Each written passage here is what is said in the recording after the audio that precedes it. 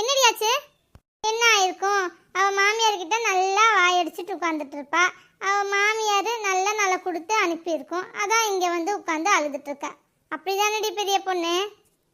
சேச்சா, அதுக்கெல்லாம் பெரிய பொண்ணு இப்படி உட்காந்து அழுக மாட்டா. உன் புருஷனுக்கு வேற பொண்ணோட ஏதாவது தொடர்பு அப்படி ஏதாவது இருக்குமோ? உங்க பொண்ணு யாரையாவது இழுத்துட்டு ஓடிருச்சோ? ஏய், அது எப்படி இழுத்துட்டு ஓடும்? அவதான் நம்ம சுஜி சோனி கூட தானே படிச்சுட்டு இருக்கா. அப்படி இழுத்துட்டு ஓடுனா முதல்ல விஷயம் ரஷ்மி அக்கா அதுக்கு தானே வரும். அதெல்லாம் எதுவும் இருக்காது. இது வேற என்னமோ விஷயம் இருக்கு.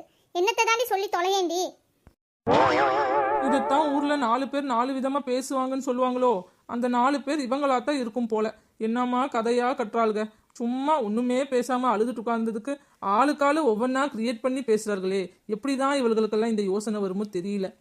ஏய், நீங்க எல்லாம் ஒண்ணு பண்ணுங்கடி. நல்லா கிரியேட் பண்றீங்கடி. பேசாம வரு